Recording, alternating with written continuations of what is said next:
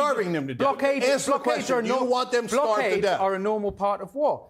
So starvation is a normal part of war. No, it's a war crime. I'm glad you brought up Nazi Germany. That's exactly what the Germans would have done. Cut off their food, cut off, and then incinerate their kids. Because that's what they did. They put them in and incinerated the Jews during the Holocaust. It was heartbreaking. Jews have suffered so much throughout history. Now, Israel turns around, pretends to be the Jewish state, and says, I speak for all Jews. No, you don't. You don't speak for my Jewish friends. You don't speak for my Jewish family. And you've actually greatly tainted them. And I despise Israel for that. Now Israel says, we get to starve children to death. We get to burn them to death. We get to crush their skulls. No, you have become what you... Don't forget to like, subscribe, and share. Throughout this interview, Piers Morgan repeatedly tried to get Nardeen to answer one question. Do you condemn Hamas? She refused to give the response he was looking for, not because she supports terrorism, but because she recognized the question for what she believed it was, a trap. Say yes, and decades of occupation vanish from the conversation. Say no, and you're immediately labeled a sympathizer, ending the discussion. Instead, Nardeen redirected the focus. Do you condemn the Hannibal Directive? Do you condemn the deaths of 14,500 children? Do you condemn cutting off electricity? Piers didn't directly address those questions. That imbalance may be the most revealing part of the entire interview. Hit the like button, subscribe, and stay tuned for the full breakdown coming up. Expressed support for any specific parties or groups in Palestine, including the Palestinian Authority even. But I support all people who are oppressed to resist their oppression. You can't tell people that they don't have the right to defend themselves. Right, but you do accept if you're not prepared to condemn a group like Hamas, then you are de facto supporting them. I'm not going to condemn anybody who's defending themselves, and I won't condemn my people who are the victims of this. Hang on. You guys condemn Israel? Hang on. You condemn the terrorist state of Israel? Hang on, Nardeen. So did you condemn what they did on October the 7th? Again, I think a lot of what we saw about October the 7th was actually lies, and they've been disproven. Wow. So, I don't know what conversation we're having here. They are.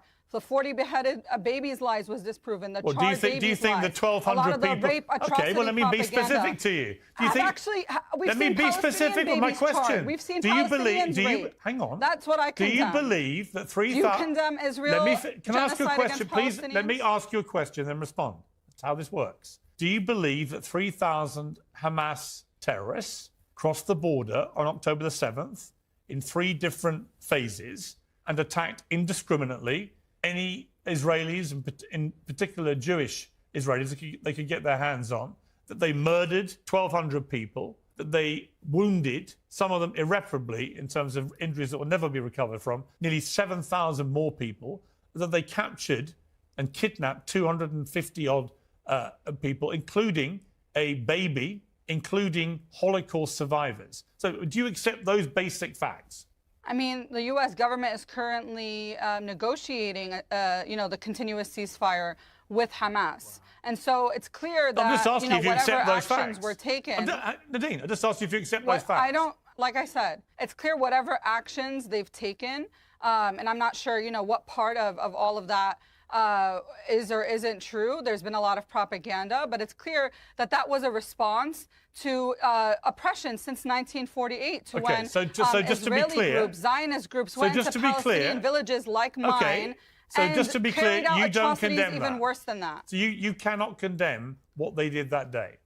Like I said, I can't condemn what has been repeatedly we've heard you loud and put clear. in the media. We've heard you loud and clear. What I don't know is true. What I don't know to be true. I know. I don't How very condemn convenient that you don't think any of it's true. I mean, we literally saw what they did through their own GoPro videos that they beamed to the world of them murdering innocent people. They literally beamed it in real time I believe Israel actually to killed the a world. lot of their They people wanted through us the to see Hannibal it. Directive. They were proud of it.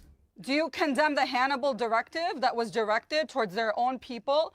If Israel cared about their hostages so much, why do they continuously bomb Gaza while they're there? Right, Winston, I believe a lot of what we saw on October 7th actually came from the Israeli side. Okay, Winston, the Hannibal Directive is a perfectly valid point that it does appear that certain leaders on the Israeli side are now conceding there was a Hannibal Directive, which is that they would basically stop their own people from being kidnapped, and if it meant taking their lives in that eventuality, that would have to happen. And there is some evidence that may have happened with some of the people who were killed. So let's be clear, right? I try and be very fair-minded about this. I go where the facts take us. The 40 beheaded babies turned out not to be true. It was stated as fact by an Israeli member of the Israeli forces. It turned out to be untrue. It is true, however, that some people were beheaded. It is true that babies were kidnapped. So these things are all a question of scale. I am very happy to condemn all of it because it was all a despicable act of terrorism. Winston, when you hear someone like Nardeen, who is defending this guy's right to be in America, when you see her so, in my opinion, people can have their own view about the way she's responded, but so glibly brush off what Hamas did that day. This has always been my problem with this debate. If you just cannot find it in yourself, Cenk, if I asked him, would condemn what happened that day, because he has done repeatedly. And then you can have a rational conversation. If you can't condemn it and you put it all down as some form of resistance or opposition, you lose me. Winston. Yeah, I mean, I don't know really what to respond to that. It's clear what happened on October 7th. And from what little research I've done into Nardeen's work, she seems to have supported what happened on October. It's not that she's not even condemning. You know, there's not just one day in the world, right? I mean, so you guys keep talking about October 7th. You would condemn what happened, right? Yeah, of course. But do you guys condemn the 58-year brutal occupation of the Israelis, butchering, slaughtering, oppressing the Palestinians? Do you condemn that they've killed 14,500 children, 4,350 children under the age of 5, 800 babies under the age of 1? They've incinerated them alive. So how can you now be honest and fair and say that Israel is clearly a terrorist state? I will be honest and fair. I think that Israel's right to self-defense has now gone too far. I've been saying this for months. I think they have killed too many innocent civilians. They keep saying that they have. Proportionally, it's been better than any other modern urban warfare, to which I respond, actually, there is a massively disproportionate number of children, i.e. under 18s, in Gaza. Half the population of 2 million is under 18. What I won't do is say that they didn't have a fundamental right stroke duty to defend their people after the appalling atrocities of October the 7th. Then do the because Hamas had said they're going to carry on doing it. Because Hamas's official spokesman said we're going to do this again and again and again. Years, then do the Palestinians have a right to defend themselves? You say Israel does. When Hamas, in their mind, defends the Palestinians, you say they're no good terrorists. If anybody ever says a kind word about them, they should be arrested and deported. I think the honest answer... But when Israel does 400 times worse than Hamas, they've gone too far. I wouldn't call them terrorists. You're allowed to support them and their terrorism. Well, in the 75 years or so of this conflict, right, there have been 5 flare-ups of war that people accept were flare-ups of war. It would be hard to argue they haven't all been orchestrated by the Palestinian side. Would you accept that? In other words, the actual flare-ups of war. No, I don't accept that. You don't accept that? No, you don't accept that Palestinians or pro-Palestinian groups or Arab groups have actually been responsible for the outbreaks of warfare. No, I don't accept that 1%. Okay. Well, so first of all, if I occupy you in a prison for 58 years and you try to break out 5 times, I wouldn't blame you for it. Well, but even so, no. So Israel, for example, on October 7th, we know that they had the intelligence on October 7th, the greatest intelligence agency in the whole world. And then, so why did they let it happen? Spectacular failure. No, it's not. It was a spectacular success for their mission to grab Gaza and the West Bank. No, that's nonsense. Nonsense, my ass. That's conspiracy what are they doing now? Bullshit. So, Piers, will you admit that once they try to push the Palestinians out and take Gaza for themselves, that it was never about self-defense? It was always about stealing Palestinian land, which is what they have done over and over and over again since 1948. Yeah, the idea that the Israelis knew what was going... Hang on. Sorry, just to respond to that. The idea that the Israelis knew that October 7th was going to happen and deliberately allowed it to happen to their own people is preposterous. Some people in the Israeli government who are literally terrorists, like Ben-Gvir, absolutely. Netanyahu, I think, is literally the largest terrorist in the world right now. You're telling me Netanyahu wouldn't do that? Netanyahu lied us into the Iraq war. He talked about weapons of mass destruction. He talked about how they did 9/11 when, in fact, Saddam Hussein was opposed to al-Qaeda. So that giant liar that lied America into the Iraq war as part of the neocons wouldn't lie to his own people to protect himself from corruption charges, from protecting himself from a very, very unpopular leadership. Well, no, and to be able to have an excuse to steal more Palestinian land. That is exactly what Netanyahu has done. Okay, let me ask. Hang on, Nardeen. I'll come back. They should know that oppressing Palestinians would result in people defending themselves. They should know that. And I've said this on your show before. As long as there is oppression, there is going to be Palestinian resistance to it. As long as there's an occupation, apartheid, genocide, ethnic cleansing, Palestinians are going to take whatever means they have to defend themselves. We don't have an army because we don't have a state, because the U.S. and Israel continuously blocks that from happening. So yes, when Palestinian militias come together to defend themselves, they're going to be considered terrorist organizations because there is no means for us to be able to lawfully do that, which is exactly the situation that they created. So yes, they are going to expect that it's going to happen, whether they have the intelligence or not. But I do know that they had the intelligence. We do believe they had the intelligence to know that an attack like October 7th was imminent and that Palestinians are going to continue to resist regardless. Okay, Winston. That's in the Israeli papers. It's all right. acknowledged. Yeah, Winston, final word to you here. And I would just ask you a difficult question, I guess, which is, there are many people who are absolutely of the view that Israel should continue until the last Hamas terrorist is gone. Many in Israel feel that. They're not as keen on Netanyahu, for example, but they're absolutely keen on the mission to get rid of Hamas. And the trauma that Israel suffered that day cannot be underestimated. However, if you look at the conflict in totality, it is hard to argue, particularly in light of events this week, where Israel has just casually turned off the power into Gaza, which made me ask some questions on X. Well, hang on, who gives them the right to have that right to turn the power on and off into Gaza? And it turns out that they control more than 50% of all the electricity that Gaza has and turned off 90% of that almost immediately after October the 7th. So you've got these, look, there are guilty Hamas terrorists there. There are also many, many hundreds of thousands of perfectly innocent, particularly children, living there who have had almost no power now, are now getting no fuel coming in. There have been limitations on water. The power that was coming in was being used to provide clean water. That's now been withdrawn. None of this strikes me as being a reasonable thing for Israel to be doing now. Does it you? Okay, so I think to understand the electricity thing, there's a bit of background needs to be understood. Firstly, why is it that Gaza doesn't have more power plants? One of the reasons is that they have spent many billions of their donations building up a vast terror network. That is true. Yeah, and their no, own military. Another question is why is it that Egypt aren't supplying electricity to Gaza? The reason is even Egypt themselves recognize Hamas as a Muslim Brotherhood affiliated organization, and they are incredibly wary of that organization. Then, as well as understanding that, you've got to understand the ceasefire negotiations that have broken down. So but Winston, do you accept any criticism of what Israel is doing now? I think that they are back in conflict because ceasefire has failed. Both sides. Now, look, if you go into why the ceasefire has failed, Israel. There's arguments on both sides. Israel obviously only got 22 of the promised 33 hostages.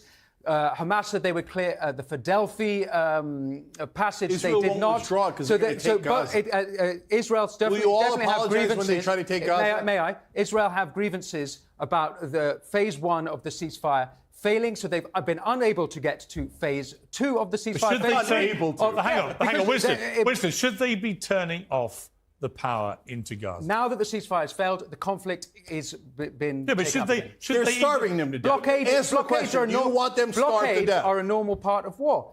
So starvation is a normal part of war. No, it's a war crime. I'm glad you brought 7th. up Nazi Germany. That's exactly what the Germans would have done. Cut off their food, cut off, and then incinerate their kids. Because that's what they did. They put them in and incinerated the Jews during the Holocaust. It was heartbreaking. Jews have suffered so much throughout history. Now, Israel turns around, pretends to be the Jewish state, and says, I speak for all Jews. No, you don't. You don't speak for my Jewish friends. You don't speak for my Jewish family. And you've actually greatly tainted them. And I despise Israel for that. Now Israel says, we get to starve children to death. We get to burn them to death. We get to crush their skulls. No, you have become what you most despised. So please stop.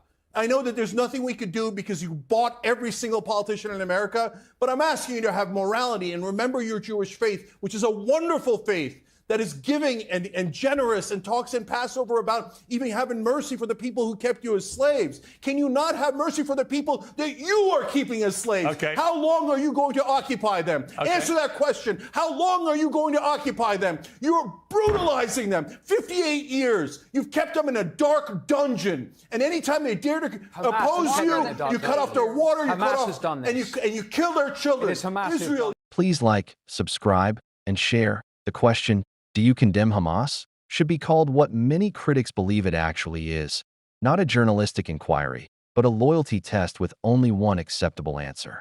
The argument is that the question is framed so that decades of occupation, thousands of dead children, the blockade, and land confiscation all vanish from the discussion the moment you answer yes. Answer no, and you're instantly labeled a terrorist apologist, ending the conversation before it begins. Nain rejected that framework and turned the question back around. Do you condemn the Hannibal Directive? Do you condemn the deaths of civilians, including children? Do you condemn cutting electricity to millions of people? Piers did not pursue those questions with the same intensity he brought to his own. For many viewers, that imbalance was the central issue. The discussion around the Hannibal Directive remains one of the most debated and least discussed aspects of October 7th. It refers to a documented Israeli military protocol aimed at preventing the capture of soldiers, even when doing so could endanger those soldiers' lives. Reports in Israeli media have discussed allegations that the directive may have been invoked on October 7th, including claims involving attacks on vehicles carrying both militants and Israeli hostages. Piers acknowledged reports suggesting Israeli civilian deaths may have resulted, but the discussion quickly moved on without the same level of scrutiny applied elsewhere. That, including large numbers of children. When he asked whether that response was justified, the discussion turned instead to Hamas tunnel infrastructure, and the subject moved on. Under international humanitarian law, the protection of civilian survival infrastructure is a serious legal issue and remains the subject of ongoing international debate and investigation. This is not simply a matter of opinion, but a question addressed by established legal frameworks. The broader point raised was this. Piers asked Nain to condemn Hamas repeatedly, pressing the issue multiple times and challenging her responses. Questions about civilian suffering and collective punishment, however, received far less sustained attention. One side faced repeated demands for a declaration of loyalty, the other encountered a single question and a change of subject. Critics argue that this is not balance, but an imbalance in how accountability is applied. Nain recognized that dynamic and refused to accept the framing from the beginning of the interview to the end. If you found this analysis valuable, hit the like button, subscribe to the channel, and come back for the next breakdown.